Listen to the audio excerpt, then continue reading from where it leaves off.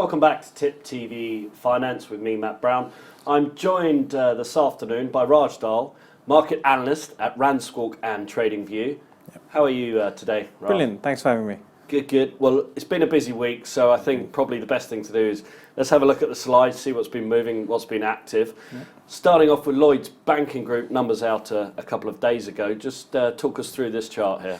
Yeah, so on this particular chart, I've been looking at the Elliott wave for a while now, and just basically looking for projections for my wave 5. And I've got a couple of examples in my head that I've been working through. So this is the first one that I wanted to talk about.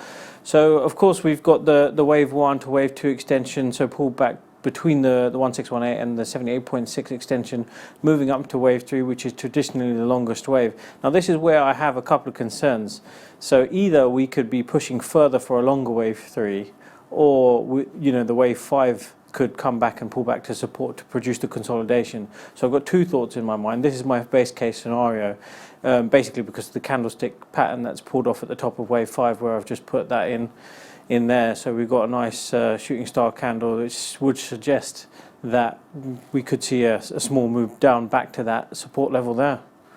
Okay, good stuff. Moving on. Another bank as well reporting. Yeah. Been a busy week for the banks, that's for sure. A few things going on here in the graph. Just walk us through this. Yeah, it's a completely different story for RBS. So obviously they've struggled, whereas Lloyds have produced very well. So the Lloyds stake from the government has dropped down to like under 4% now, whereas RBS looks like they're having the opposite scenario, is having a big trouble. So what I've done is I put in a few support zones, because obviously their results were on the opposite end of the scale.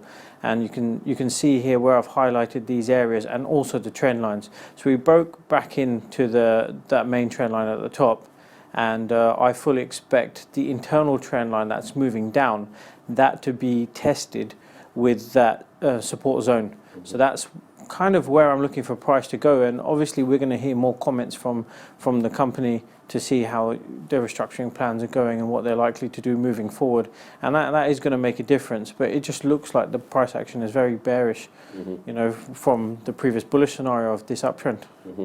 So there's almost a pairs trade going on there with Lloyds and RBS. Yeah, that's exactly why I wanted to highlight them, because the difference between the two is obviously quite vast at the moment. Good, good. Next up, German 2-year Bund. It's been obviously the political situation in Europe, or that's starting to unfold. This is certainly one for traders to be looking at, isn't it? Yeah, so this one got interesting for me earlier on in the week when Beirut dropped out of the running and lent support over to Macron. So we did see some moves earlier on this week on this chart, but then also the flight from paper from, I would say, France and Netherlands into German paper is pushing German yields to lows. So this is why I've brought this chart up. But interestingly, technically aligning with the fundamentals, this daily internal trend line is acting as a strong area of resistance for moves higher. So I put these levels into the downside, and if we do see any reprieve, then maybe we could have a pullback. And this is why I've chose this chart, is basically looking for areas to come into the trade again, if that's what you're looking at, is areas in which you might find good value for a further move higher as we get closer and closer to the risks. So they're the levels that I'm looking at, and if it does get anywhere near there, that I'll be very interested to see what the price action in between that consolidation zone of the two in the middle of the chart. So potentially look for buying opportunities on pullbacks. Exactly. Good, good. Next up, gold. It's had a good run up this week. I think that's with Trump and everything else going on. So it's really reaching a breakout here for the year. Yeah. Tell us what you have here now. So interestingly, on the FOMC meeting minutes, they kind of really softly, suggested that maybe it might not be March, where people were looking in at, how it was going to price up, and then the FFR funds rate versus the Bloomberg consensus. There's a big difference between the two, actually. So we did see a move in gold higher off the back of that predominantly. The level that I was looking at was the 1250 level, and it's kind of broken through it. But what I'm thinking in my mind is that if it can get rejected and the candle ends up closing lower than that level, could we see a pullback from there? But what I've put on this chart is the two sets of Fibonacci. So the first, a full Fibonacci on the daily chart, which shows the 61.8, roughly higher than where we are now. So if it is going to achieve that that level, that we've obviously got a clear target from this breakout there, but also the confluence between the Fibonacci extension on the daily and the Fibonacci retracement on the daily. They've come up quite close for the 61.8 and the 261.8. As you can see, they're very close together, and that sometimes acts as a magnet for like harmonic patterns, so to speak. So that level of the 61.8, I'm interested to see how price does react around there if it gets there. But also my base case scenario is seeing if the candles close below the 1250 either by the end of today. I mean, I don't think it's going to happen because of stocks are still moving a little bit, so that doesn't suggest that this is going to happen. Stocks are moving lower, so gold's obviously moving up off the back of that. So let's see early next week whether it does drop back below 1250. Yeah, key level there, 1250 yeah. Psychologically. Moving on to cable, sterling versus the dollar.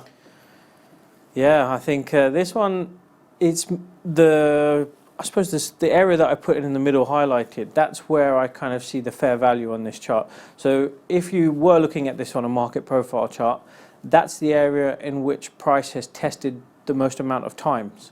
So I'm looking for any movement away from that. Will the trade come back in towards that level? So the further deviation it gets away from it, and I think a lot of traders are looking at this on the short side, so bearish pressure, so selling on rallies. So I think we'll come back towards mean value at some point. Obviously, I'm not saying when, so it's kind of a stay out scenario at the moment. But that level that I've highlighted in the middle there is where I'm kind of hoping that it will get back to. Okay, and next up we have euro dollar, again quite active. Yeah, so this is kind of, in terms of the Fibonacci, is a little bit similar to what's going on with gold. So we had a firm retracement off the 61.8 on this 4-hour chart, and it's moved back off quite nicely. But the trend line that's going down is currently acting as resistance. So pushing up to that level, if we do see a clear break of that level, we're probably going to consolidate slightly higher before a future move lower. So long term, I'm still bearish on this currency pairing.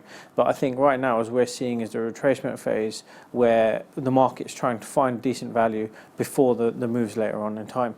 Mm-hmm. And finally, Aussie dollar. So Australian dollar, we've seen pullbacks in prices for iron ore and copper slightly. So I think we've spoke about this previously when I've come on before. So it's achieved the targets for the original trades that I was speaking of. And now we're seeing the retracement. And if we're looking at the candlesticks that are being produced on this daily chart, they're looking more bearish. So the wicks are rejecting the level that we've got the resistance at the top there. I mean, one of my targets was the higher level to see whether it would get there, but it would have to have been supported by copper and iron ore prices and trade data from China, manufacturing data from China. So they've all kind of tailed off a little bit all at the same time. And that's why I'm kind of looking at a bit of a pullback here. So we're looking at a retracement at this level, and then obviously targets to the downside. I've got this the trend line, they're the internal trend line, and also the level just underneath.